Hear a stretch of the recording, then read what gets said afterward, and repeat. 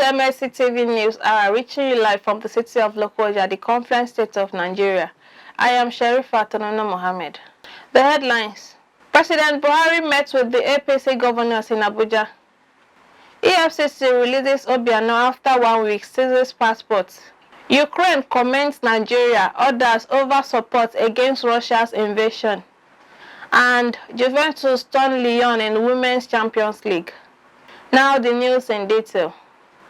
The President Muhammadu Buhari on Wednesday met behind closed doors with governors of the All Progressive Congress over the forthcoming National Convention of the party, slated for March 26th. The President, who reiterated his stand on consensus candidates, directed that all those who have brought forms indicating interest and have been dropped should have their money refunded without delay.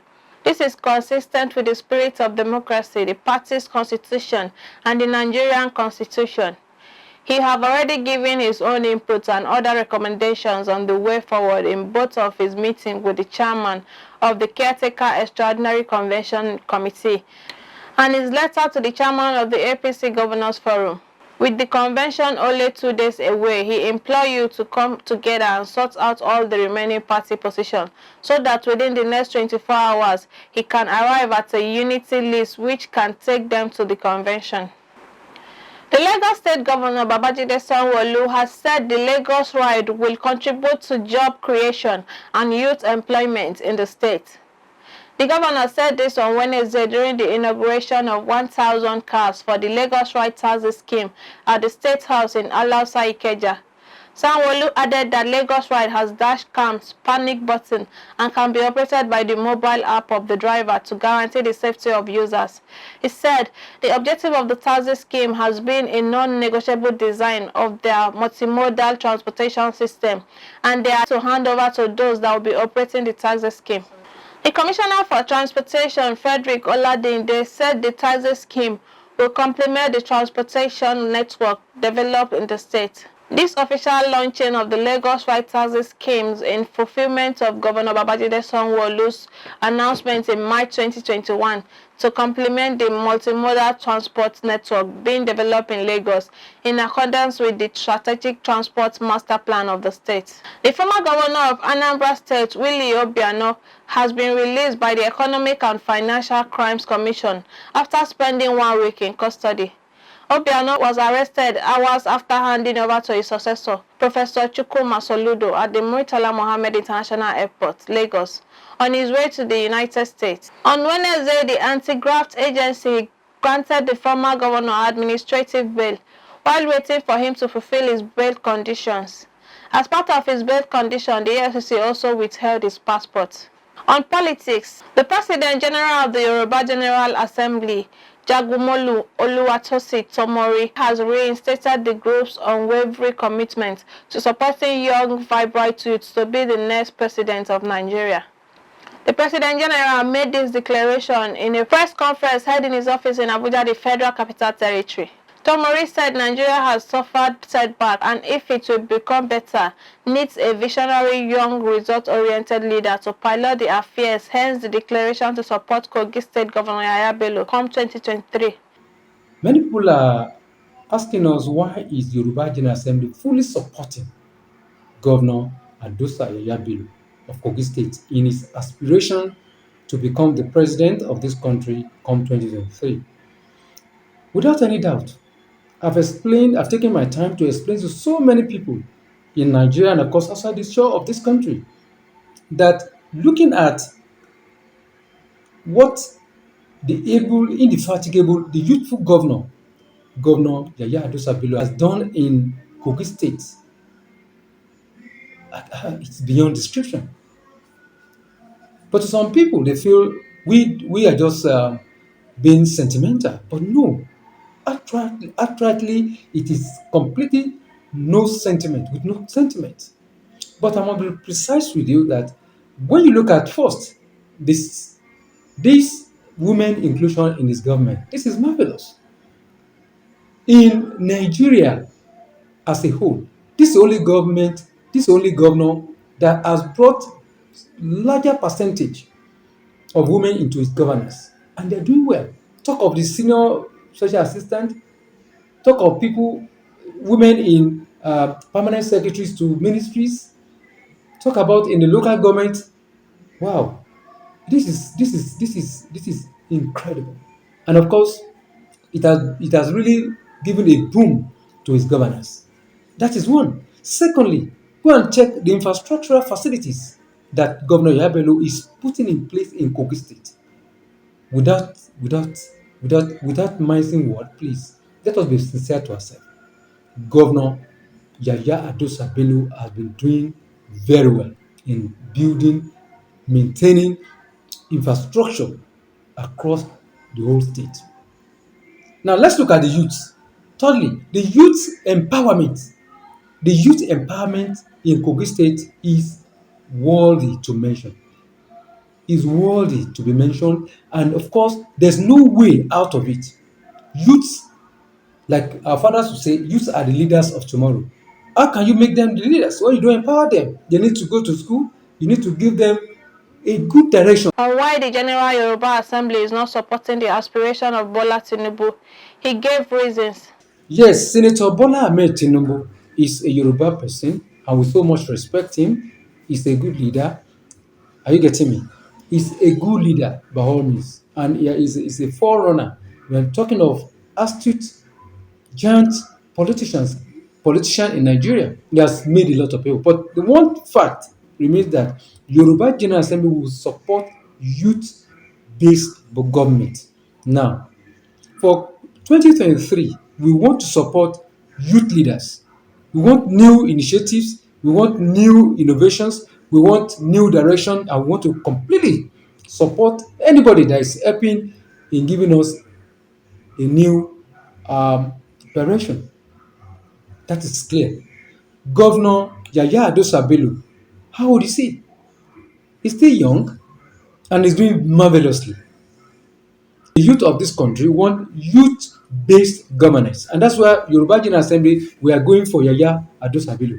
Kogi State Governor is one aspirant yet to declare officially, but he has continued to gain recognition of millions of youths across Nigeria who came out to support him for the 2023 presidential election.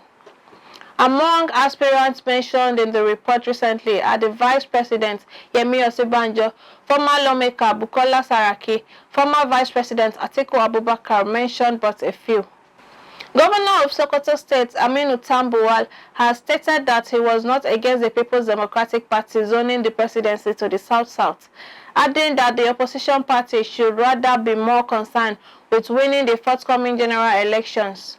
Tambuwal, who made this known in Mina when he visited Abdusalami Abubakar as part of his wide consultation for his presidential ambition, stated that he supported a South-South president in the past and has no problem with the emergence of another one. He stated, "This is far from the truth. Someone decided to attribute that to me out of mischief. I never said the South-South cannot produce the party's presidential candidate." The governor stated that zoning was not the issue, as political parties in the past had fielded candidates from different zones at different times, adding that the zoning arrangement was not meant to erode the constitutional rights of citizens. He further stated that the PDP was yet to decide on the zoning of the presidency, adding that the party should be more concerned about winning the forthcoming general elections.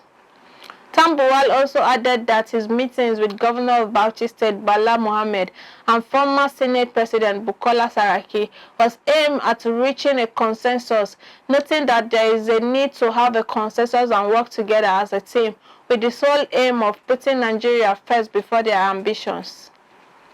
Former Vice President Atiku Abubakar Wednesday in Abuja declared his intention to contest the People's Democratic Party presidential ticket ahead of the 2023 general elections. Speaking at the International Conference Center, Abuja, the presidential hopeful said, "The most fundamental right of every Nigerian is the right to life, but the All Progressive Congress has failed to protect the life of our citizens. Under my presidency, I will not tolerate insecurity. They said we should go back to farms. How can Nigerians return to the farm when you have not secured the farms?" When the APC came in 2015, they met a debt profile of 20 trillion naira, but now we have more than 32 trillion naira in debt. He added that his administration will focus on 5 priority areas: unity, security, economy, education, and devolving more powers to the federating units. In his address, the Adamawa State Governor Amodu Fintiri said an Atiku presidency will unite and secure the country, salvage the economy, and create jobs for Nigerians. He said Atiku Abubakar represents a special treasure to Nigeria. He's probably the most experienced person in the race at the moment, not only in their party, the PDP, but also in the country. We go on a short break. We'll be right back. It's Local Government and You, a program designed to take you to every nook and cranny of any local government areas of the country, Nigeria. Through the program, we shall inform you of their activities, policies, people, and administration. And through your digital devices, we shall be reaching you because it promises to be insightful, educating, and informing. We are not only going to talk about the achievements of local government chairmen or administration, but also to touchlight some of the areas that needed improvement. I am Matthias Ayodeji Peter. Join me every Friday by 9 p.m. as I bring the local government to your doorsteps. Coming soon on Mlc TV. Subscribe to our YouTube channel, Mlc TV, now to be the first to get our notification as soon as we launch it. Don't miss it.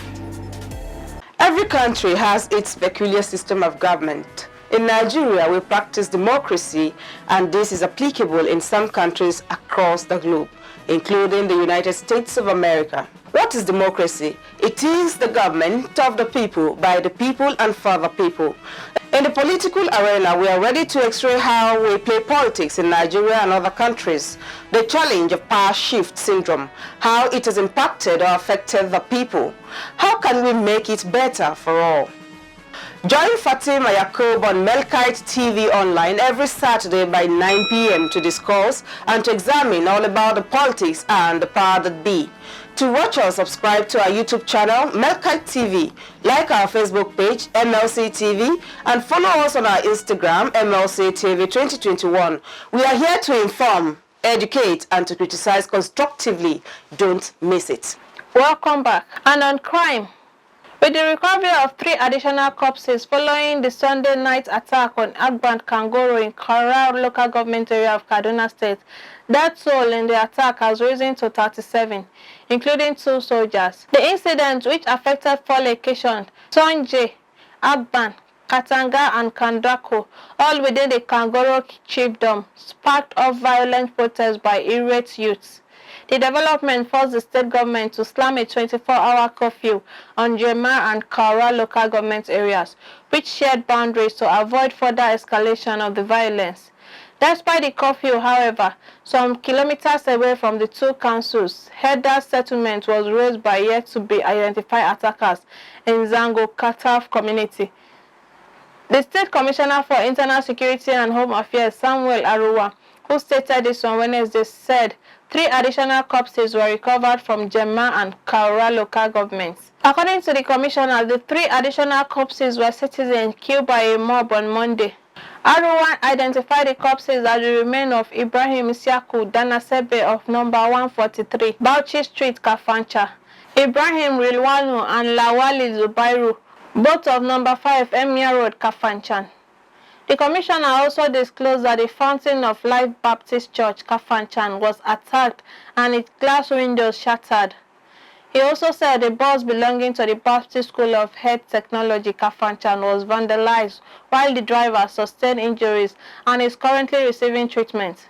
He added, in another development, security agencies have reported that some hoodlums attacked and burned down 2 Heda settlements in Zauru and Koldan in Zango Kataf local government area. The commissioner quoted Governor Nasir El-Rufai as saying that he received the reports of the latest attack with sadness. And on foreign, the Ukrainian government has expressed appreciation to Nigeria and other nations that have stood by her in the ongoing war against Russia.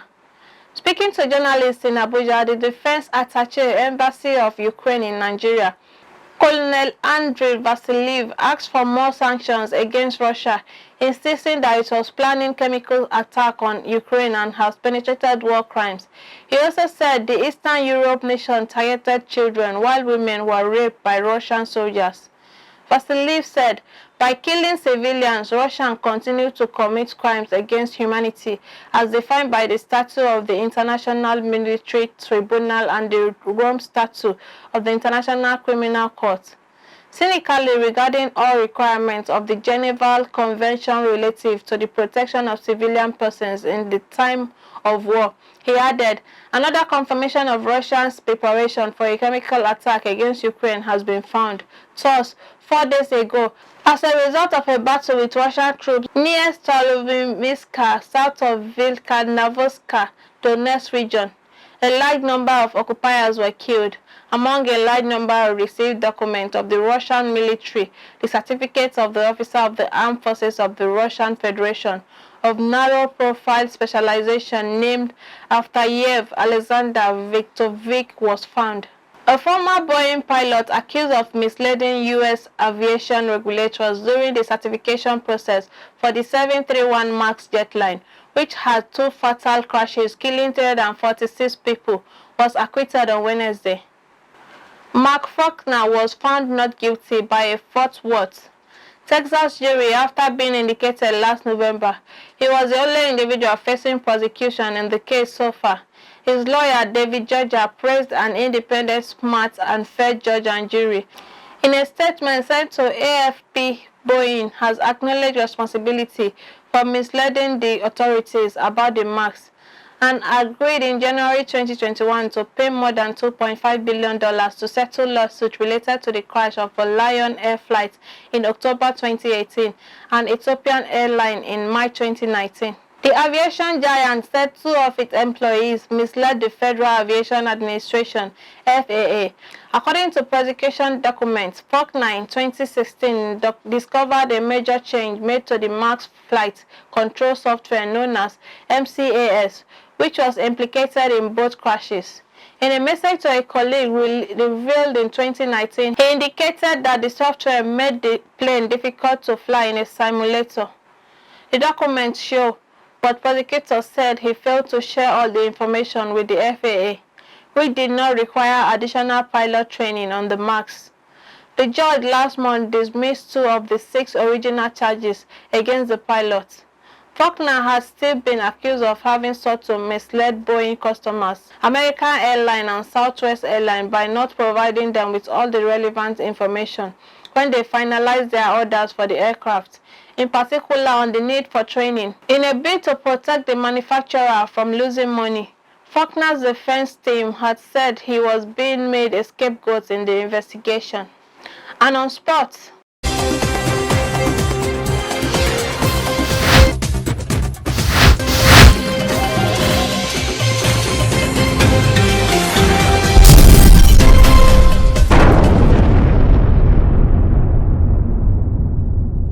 substitute Agnes Bonfatini fired Juventus to a 2-1 comeback victory over Lyon in the first leg of their Women's Champions League quarter-final on Wednesday.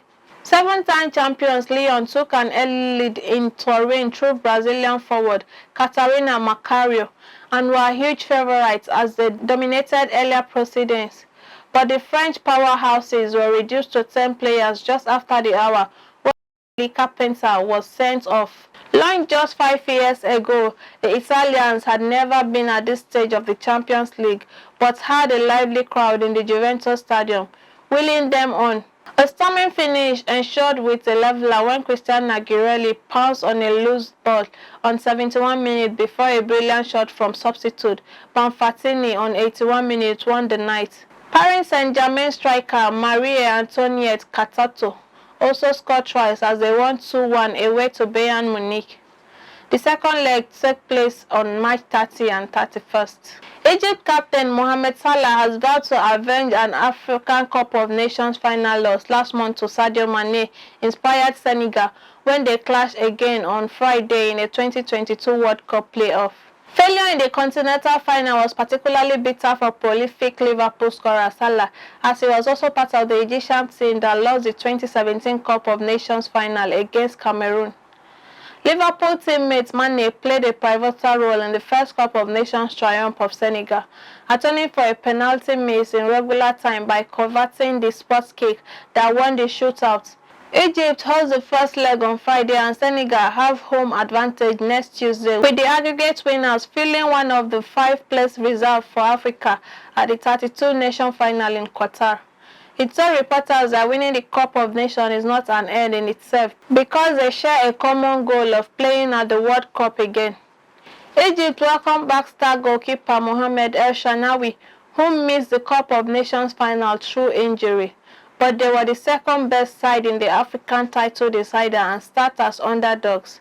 The Egyptian media reported Egypt's captain Mohamed Salah telling his teammates after the penalty shootout defeat in Cameroon that they will meet them, Senegal, again next month, and inshallah, God's willing, they will take revenge.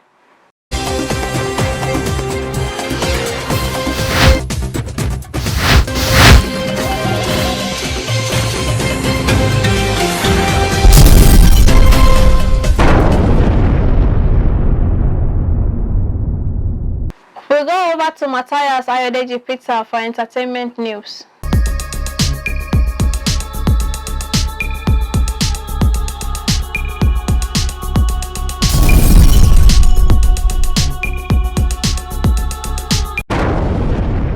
Foreign entertainment news. Sierra has confirmed she will star in the forthcoming film adaptation of Steven Spielberg and Oprah Winfrey's The Color Purple. The Level Up songstress on Tuesday announced on Instagram that she will play the older version of character Nettie Harris. Honored to be part of this beautiful ensemble and historic film, The Color Purple, truly grateful, she wrote. The 36-year-old singer is interestingly not the only star set to feature in the adaptation of the Alice Walker Pulitzer Prize-winning 1982 novel. The film will also star Fantasia as Selene, same character played by Whoopi Goldberg in the 1985 film directed by Spielberg. Daniel Brooks, who will play Sophia, same role which earned Winfrey an Oscar nomination. And on our entertainment in South Africa, within 24 hours of Kolakbo Morankiyo calling out Nollywood filmmakers Funke Akindele and JJC Skills, the organizers of African Magic Viewers' Choice Award have moved to resolve matters. Recall that Morankiyo tweeted on Tuesday that the celebrity couple did not properly credit him for working on the sound editing of their multiple award-winning film Omogeto the Saga. Also that someone else was nominated in his stead for the MVCA's Best Sound Editor category. It turns out that Morankiyo's outcry caught the attention of the award organizers as their official website currently has the category updated with his name.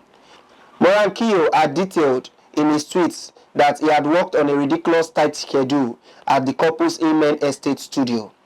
Even though the delivery format we required for our work was messed up by their picture editor, I had to work from Amen Estate residents to resolve the issue. We finished the project, sent to the cinema, and got beautiful reviews about the sound production of the movie. The score composer further revealed that he was not credited for the version sent to Netflix. The Bellows are yet to publicly address or engage Morankiyo's tweets. And that is all on entertainment news today. My name is Matthias Ayodeji Peter, reporting for Mlc TV.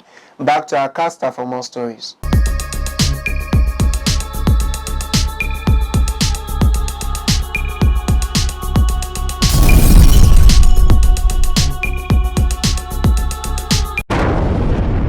Thank you, Matthias, for the updates.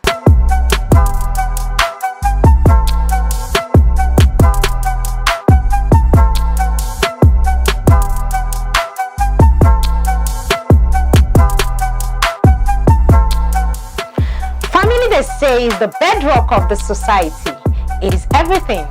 Everyone needs a house to live in, but a supportive family is what builds a happy and a successful home. It is Family Affairs on Mlc TV every Saturday by 7 p.m. Join Balagdubu Janet as she takes you on an exclusive interview with guests, marriage counselors, doctors, and many more, where they get to share their experiences, and together we build the society at large.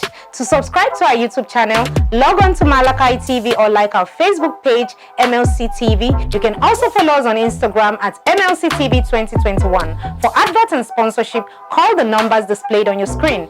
It's Family Affairs, where we discuss family matters. Coming your way soon on Mlc TV.